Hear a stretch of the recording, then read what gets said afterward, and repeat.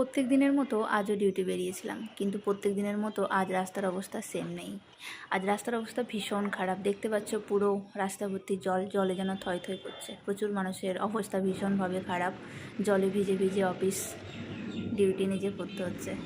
যারা বাসে আসে তাদের জন্য তো ভীষণ ভালো, কিন্তু দেখতে পাচ্ছ প্রাইভেট কারগুলোর অবস্থা ভীষণ খারাপ। পুরো জলে ডুবে রয়েছে মনে হচ্ছে।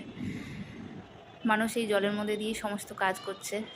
রাস্তায় জল জমেছে বলে কাজও বন্ধ থাকবে তেমনটা তো নেই, সমস্ত কাজই করতে হবে। রাস্তা ভর্তি জল দিয়ে সমস্ত মানুষ নিজের কাজ করছে, এখানে ওখানে যাচ্ছে। আমি উত্তরবঙ্গের মেয়ে, এতদিন দেখেছিলাম উত্তরবঙ্গে বন্যা হচ্ছে, উত্তরবঙ্গে ভীষণ জল, বছর একবার করে বন্যা হতো। কিন্তু দক্ষিণবঙ্গেও যে বন্যা হয়, এরকম জলে থই থই হয়, সেটা আমার জানা ছিল না। আজ নিজের চোখে দেখলাম যে কলকাতায় ভীষণ জল। বাট এই জল কমানোর জন্য কী ব্যবস্থা নেওয়া হচ্ছে আদেও জানি না।